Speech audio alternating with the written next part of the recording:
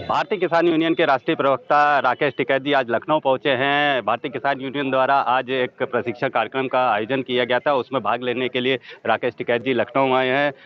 राकेश टिकैत जी हमारे साथ हैं, उनसे कुछ बात करेंगे। सर, पहले तो आज के कार्यक्रम के विषय में बताइए, किस तरह का प्रशिक्षण कार्यक्रम? देखो, यहाँ पे ये 2 दिन का प्रोग्राम रख रखा है हमने। आज सब लोग उससे मिले। पूर्वांचल और बुंदेलखंड दो ये क्योंकि 4 उसमें बंटा है, तो 2 जोन के लोग यहाँ पे बुलवाए थे। जिलाध्यक्ष और ब्लॉक अध्यक्ष 2 पदाधिकारी यहाँ पे थे।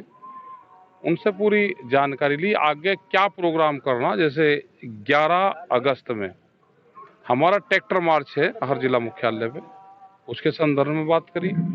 संगठन में क्या चल रहा, कहाँ विवाद है, उसके संबंध में बात करी। संगठन कैसे बने, तो आपस में जो छोटे प्रोग्राम होते हैं, इसमें पदाधिकारियों से बैठ के, जो हमारे लीडर हैं स्टेट के, तो उनसे बैठ के बातचीत हो जाती है। तो इन संबंध में हमारी बातचीत हुई है और अगले महीने में 18 तारीख की सितंबर में लखनऊ में एक पंचायत हमारी होगी 1 दिन की, तो उसकी तैयारी के संबंध में यहाँ पे बातचीत करी। सर, ये ट्रैक्टर मार्च के विषय में आपने बताया, तो ट्रैक्टर मार्च किस संबंध में होने जा रहा है? ये बहुत से इशू हैं। गन्ना भुगतान का है, जहाँ गन्ना बेल्ट है, जहाँ पे सूखे से प्रभावित किसान हैं वो है। बाढ़ से प्रभावित भी बहुत किसान हैं। बिजली की भी बड़ी समस्या प्रदेश में है। 10 साल पुराना ट्रैक्टर अब सड़क पर नहीं चलेगा, ये सरकारों की एनजीटी की पॉलिसी है। खास करके ये जो एनसीआर है उसमें, और यहाँ पे 15 साल है इसकी लिमिट। जमीन अधिग्रहण का लखनऊ और आसपास में बड़ा इशू है। फर्जी तरीके से जमीनें कब्जाई जाती हैं, वो हाईवे की हो, वो चाहे लखनऊ एयरपोर्ट का मामला हो। जहाँ पे शहर बस रहे हैं वहाँ पे जमीनों का छीनने का सरकार का काम चल रहा है। तो ये सारे हमारे इशू है। जो फसल बीमा योजना है वो है, बीमा कटता है, फसल का जो नुकसान होता है वो नहीं मिलता। तो जितने भी इशू है, लोकल के हो, किसी भी उसके हो, वे डीएम को ज्ञापन देंगे 11 तारीख में, और फिर उसके बाद में एक बड़ी पंचायत हम अगले महीने यहाँ पर करेंगे लखनऊ में। सर, भारतीय किसान यूनियन एमएसपी को लेकर अब क्या रणनीति बना रहा है? एमएसपी क्या स्टैंड है भारतीय किसान यूनियन? एमएसपी का है कि जितनी भी स्टेट सरकारें हैं या जो भी विपक्ष और पक्ष हैं, हम इसके बाद में भी एक हमारा प्रोग्राम रहेगा। वो रहेगा कि जो विपक्ष हैं उसके पास में भी हम चिट्ठियां वो भेजेंगे कि आप अपने एजेंडे में मोदी एमएसपी गारंटी कानून, अब इसका नाम मोदी एमएसपी हमने रख दिया, मोदी एमएसपी गारंटी कानून देश में लागू हो, ये हमारा एजेंडा रहेगा। और हम अभी कर्नाटक के मुख्यमंत्री से मिले थे अभी 2 दिन पहले, और फिर उनसे 21-22 तारीख में फिर वहाँ पे मिलेंगे, क्योंकि वहाँ एक धरना चला हुआ है कर्नाटक में बैंकों के खिलाफ पिछले 8 महीने से। उसमें जाएंगे, उन किसानों के साथ में जो वहाँ के और लोकल इशू रहेंगे उससे मिलेंगे। अलग अलग स्टेट की सरकारों से बात करनी पड़ेगी। यहाँ की सरकार भी बात करेगी तो यहाँ की सरकार से भी बात करेंगे, क्योंकि एमएसपी का मामला सेंटर का है और बहुत मुद्दे वे स्टेट गवर्नमेंट के हैं। सर, जल्द ही लोकसभा चुनाव आने वाला है, तो भारतीय किसान यूनियन क्या सोच रहा है, किस तरफ देख रहा है अब अगले लोकसभा चुनाव को लेकर? भाई, विपक्ष इकट्ठा होगा तो इनका काम बन सके, नहीं तो ये बेईमान है भाई, ये अपना काम कर लेंगे, इन्हें लड़ाएंगे और अपना काम करेंगे। हम तो नॉन पॉलिटिकल है, जिसको वोट जहाँ देनी होगी वो दे लगा। सर, विपक्ष ने अपने गठबंधन का नाम इंडिया रखा है, इस पर आपका क्या कहना है? क्योंकि कुछ लोग सवाल उठा रहे हैं। हाँ, तो सवाल भाई रख ले, इसमें बैन तो है नहीं यहाँ पे कि कोई नाम कुछ रख नहीं सकता, या तो नाम रखने पे बैन हो। भाई उन्होंने भारतीय जनता पार्टी रखा तो भारतीय नाम रख रखा है, इन्होंने अपना इंडिया रख लिया। तो जिसको जिस चीज से लाभ मिलता होगा उसको ज्यादा हाईलाइट कर सकते होंगे तो नाम अपना रखता है। भाई उन्होंने भारतीय रख रखा, हमने भी भारतीय किसान यूनियन रख रखा, उन्होंने इंडिया रख लिया, तो उसमें क्या दिक्कत है? सर, काफी लंबी लड़ाई आपने दिल्ली में किसानियों के लिए लड़ी, आगे भी आप चीजें करना है, अब अगले स्टेप क्या होने वाले हैं भारतीय किसान यूनियन के, जो किसानों के हित में होंगे? अपने संगठन को मजबूत करें, क्योंकि देश में एक बड़ा आंदोलन फिर होगा।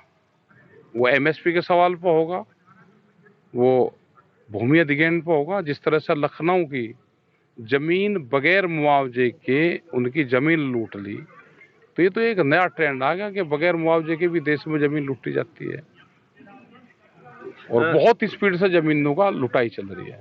सर, आप पहलवानों के साथ भी आपने दिया, पहलवानों ने अपना धरना भी समाप्त कर चुके हैं।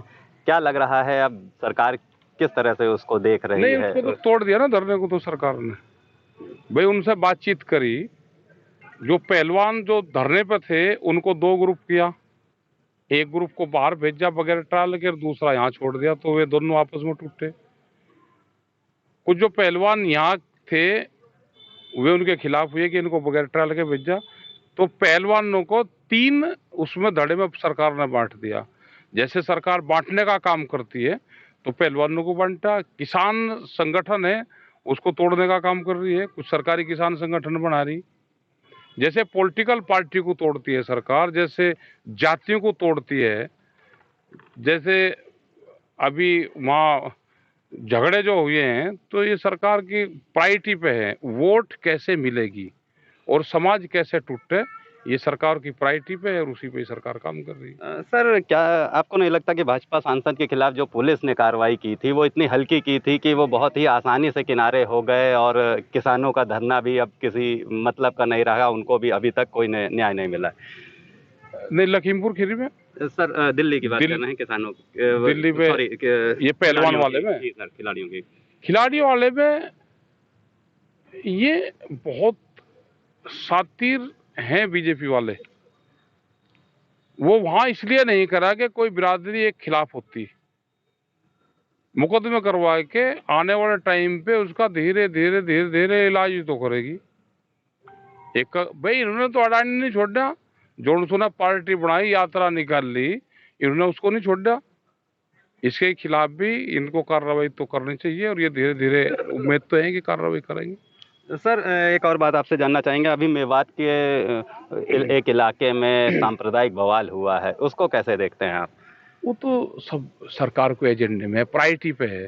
जब पूरे चैनलों पे हिंदू मुस्लिम पे बहस होगी पिछले कई साल से चल रही, तो भी उसी का ही है कि लोग यात्राएं तो पिछले 2 साल से वहाँ पे निकालने को कर रहे हैं। इनकी प्रायोरिटी पे है कि यहाँ पे इस तरह के सांप्रदायिकता यहाँ पे फैले। ये पिछले 2 साल से इनकी ट्रायल पे जो मेवात क्षेत्र है वो है। सर, क्या आप ये कहना चाहते हैं कि केंद्र सरकार हिंदू मुस्लिम को लड़वा करके वोटों का ध्रुवीकरण करना चाह रही है? हाँ बिल्कुल, बीजेपी करवाती है, सरकार तो नहीं, बीजेपी करवाती है। सरकार तो अपने एजेंडे पे फिर उसका लाभ लेती है, वो पार्टी है वो करती है, उसका काम यही है। वो अपने नकली हिंदू बनाती हैं। अब देश में 2 तरह के हिंदू हैं, एक है जो भारतीय हिंदू हैं, एक है जो नागपुरिया हिंदू हैं। तो 2 तरह के तो हिंदू हो गए। नकली यहाँ पे मुसलमान हैं, जो नागपुरिया मुसलमान हैं, वे वहाँ से ट्राल उनका होता है, वे हैं। दूसरे सिख भी यहाँ पे नकली हैं, जो अपने गुरुओं के खिलाफ ही लिखते हैं। उस तरह के सिख भी यहाँ पे हैं जिन्होंने ट्रेनिंग ले ली। तो यहाँ पे सारी चीजें वे नकली पैदा करते हैं। वे हिंदू भी 2 किस्म के हैं ना, एक भारतीय हिंदू होगा और एक नागपुरिया हिंदू होगा। अब 2 किस्म के तो देश में हिंदू होंगे। नागपुरिया शब्द का क्या मतलब है? नागपुरिया शब्द का भैया आप इसे बोलोगे चैनल पर जाएगा तो जनता अपने आप बता देगी। अब आप बता दो, आपका नाम क्या है?